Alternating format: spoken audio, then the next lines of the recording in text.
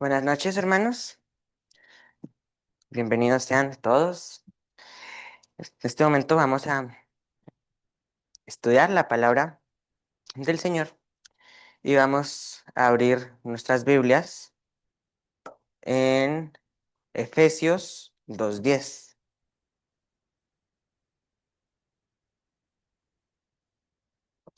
Efesios 2:10 dice, porque somos hechura suya, creados en Cristo Jesús para buenas obras, las cuales Dios preparó de antemano para que anduviésemos en ellas. Y el día de hoy vamos a hablar de un tema un poco curioso. 2:10. Vamos a hablar de nuestra identidad en Cristo. Entonces, para hablar de la identidad en Cristo, debemos saber primero qué es la identidad. Entonces, la diccionario, las fuentes dicen, la identidad es el conjunto de características, cualidades, creencias, valores, experiencias y elementos que hacen que una persona o un grupo sea único y reconocible, tanto para sí mismo como para los demás. Y existen tipos de identidad: identidad personal, identidad social, identidad cultural e identidad digital. Entonces, en la identidad personal vamos a ver el cómo me veo a mí mismo. Entonces, cuál es mi nombre, cuál es mi historia, de dónde vengo, cuáles son mis gustos. Entonces, eso es lo que nos identifica personalmente. Luego, la identidad social es lo que nos identifica como grupo. Entonces, somos la iglesia, somos adventistas, eso, o somos colombianos, esa es otra identidad, somos colombianos, o somos jóvenes, esas otras características que identifican a un grupo, que pueden ser la nacionalidad, la cultura, la religión, el género, la identidad de género, masculino o femenino, y las profesiones. También, entonces, soy doctor, soy veterinario, soy piloto de avión. Y pues en la religión, vamos, que somos cristianos, somos católicos, somos pentecostales y pues muchas más denominaciones, que es lo que nos identifica, pues lo que identifica a cada persona. Y la identidad digital, ya pues es más actual del Internet, entonces cómo me identifico en Internet, qué clase de persona soy para el Internet. Entonces, un ejemplo de una identidad, entonces, pues, puedo decir, soy una persona colombiana, estudiante, me gusta la música y soy cristiano. Puede ser parte de mi identidad. Y pues cada uno va formando, dependiendo, a partir de unas características, su identidad. Ahora vamos a hablar de nuestra identidad en Cristo. Entonces, para eso vamos a volver pues, a retomar el hecho de que somos creados a imagen y semejanza de Dios. Y vamos a imagen y semejanza, que son dos cosas distintas. La imagen, que es el físico, el cómo me veo, y la semejanza, que es mi carácter formado como el de Dios. Y pues esa formación viene con un propósito. Estamos, desde antes de nacer, estamos predestinados y tenemos el propósito de hacer algo. Y pues esa identidad viene puesta ya en nuestra predestinación. Pero nuestra identidad sufre también bastantes cambios, cambios en Cristo, y es un proceso constante de toda la vida en el que siempre vamos a estar sufriendo cambios de identidad. Y pues en la Biblia podemos encontrar a una persona con un cambio muy lindo.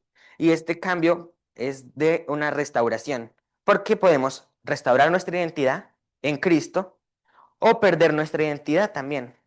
Entonces, en la Biblia tenemos a Simón Pedro, un apóstol.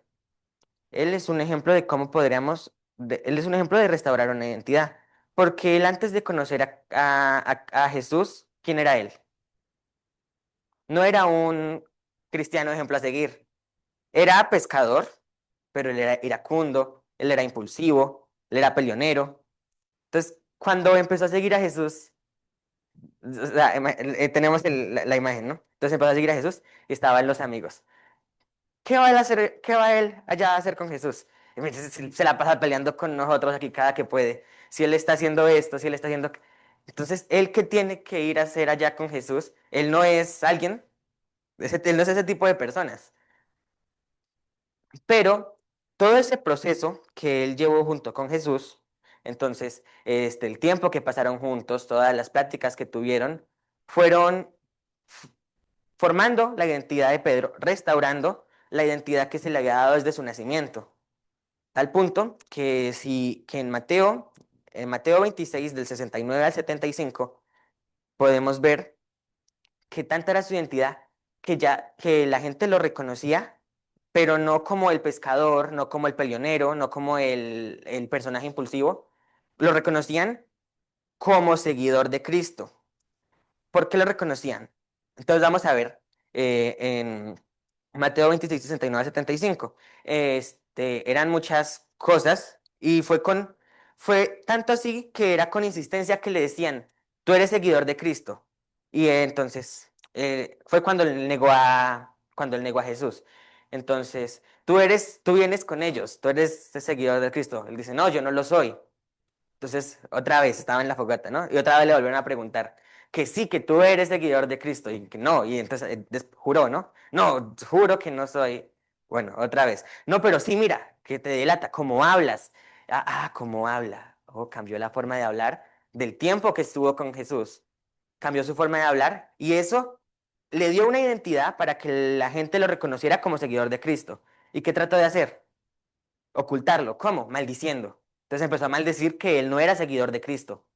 Pero todo el tiempo y todo el proceso que ha llevado de su formación de identidad junto con Cristo, ya era imposible prácticamente ocultar lo que él era, ocultar que él era un seguidor de Cristo y que ya había sido alguien que había restaurado ese propósito de identidad que tenía Dios para con él.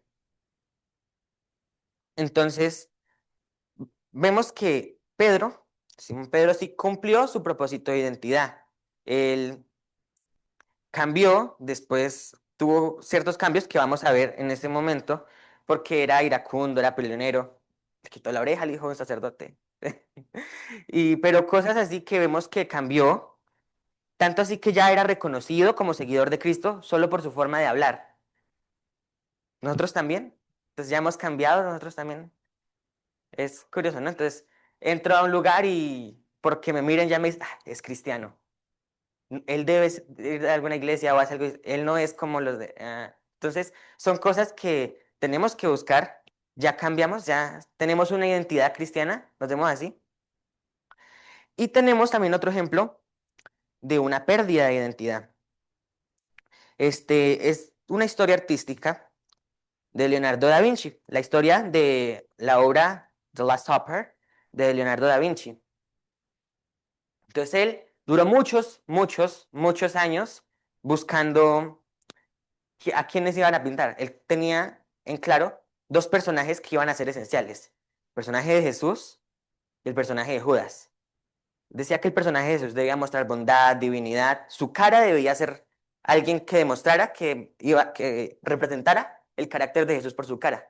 Y él quería representar en Judas la maldad, el engaño, la traición, en otra cara, en alguien que de verdad mostrara la maldad y el pecado que había en Judas.